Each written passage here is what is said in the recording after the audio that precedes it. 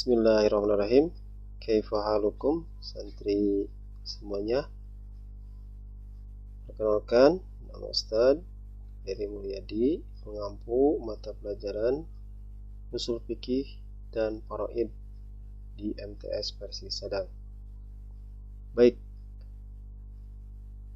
santri sekalian, sebelum mempelajari kitab Mabadi Awaliyah, Ustadz akan memberikan pengantar mempelajari usul fikih.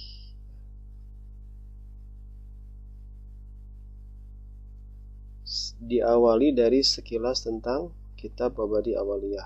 Kitab Mabadi Awaliyah ini karya Abdul Hamid Hakim, seorang ulama Indonesia kelahiran Sumatera Barat. Kitab-kitabnya dipelajari di seluruh pesantren di Indonesia, termasuk pesantren Persis. Kitab usul fikih ini, Mabadi Awaliyah ini dipelajari di pesantren Persis pada tingkat madrasah sanawiyah.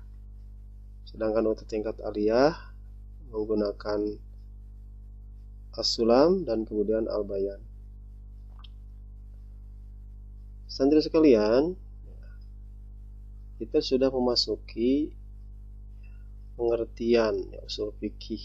Kata usul merupakan jama dari al-aslun, yang berarti sesuatu yang mendasar atau sesuatu yang menjadi dasar bagi yang lain. Diibaratkan seperti akar kalau pada tumbuhan atau pepohonan. Nah, dasar ini dipandang sebagai sandaran bagi fikih dan sebagai alat untuk melahirkan fikih. Santri sekalian, kemudian manfaat mempelajari usul fikih itu adalah sebagai pedoman dalam menentukan menetapkan sesuatu yang hukum syara yang berdasarkan dalil yang ada, berdasarkan dalil Quran dan Sunnah. Jadi segala aktivitas manusia yang beragama, yang iman, yang Islam, itu aktivitasnya harus dinilai oleh hukum syara, apakah halal, haram, mubah, makruh, dan lain-lain.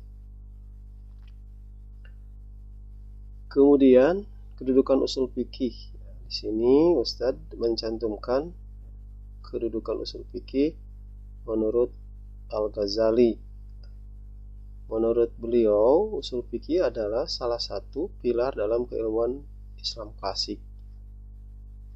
Kemudian beliau membagi ilmu menjadi dua, yaitu ilmu akliyah dan ilmu diniyah. Nah, usul fikih ini kategorinya ilmu diniyah, ilmu keagamaan. Selanjutnya ini adalah kitab-kitab usul fikih. Ada Jam' al-Jawami, ada Al-Waraqat, karya Abu Mali al-Juwaini, kemudian ada Ghayatul Wusul, kemudian ada Al-Luma. Para santri sekalian, ini kajian singkat tentang Mabadi Awaliyah. Mabadi Awaliyah terdiri dari dua bagian atau dua al-qismu. Al-qismul awal itu tentang usul fikih dan pembagiannya. Kemudian al-qismu tsani tentang kaidah fikih, yaitu yang jumlahnya ada 40. Kemudian mengenal Mabadi Awaliyah lebih jauh, pembahasannya itu terdiri dari 13 pembahasan, mulai dari pengertian fikih, usul fikih, pembagian ilmu, dan pembagian hukum. Kemudian pembahasan pertama dimulai dengan amar, diikuti dengan kaidah bayaniyah, kemudian ada ikrar, kemudian ada ijma, qiyas, dan ditutup dengan ijtihad, ittiba, dan taklid. Para santri sekalian, dari kitab-kitab yang tadi disebutkan, Mabadi Awaliyah memiliki persamaan kaidah dengan kitab Al-Waraqat karya Abu Mali al-Juwaini.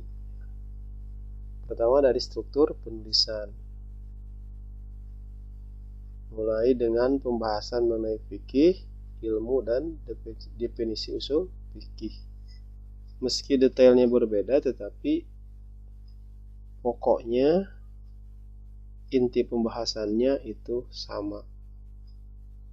Kemudian persamaan yang kedua terkait dengan redaksi kaidah. Mabadi awaliyah menunjukkan beberapa kesamaan redaksi kaidah dengan al-waraqat. Nah, persamaan itu ya, didapatkan dalam al-am, al-khas, ya, takhsis ya. Itu persamaan-persamaan antara al-waraqat dengan al-mabadi awaliyah atau dengan mabadi awaliyah. Para santri sekalian, demikian pengantar mempelajari ilmu usul fikih. Ini bisa menjadi bahan juga untuk kelas 8 dan kelas 9.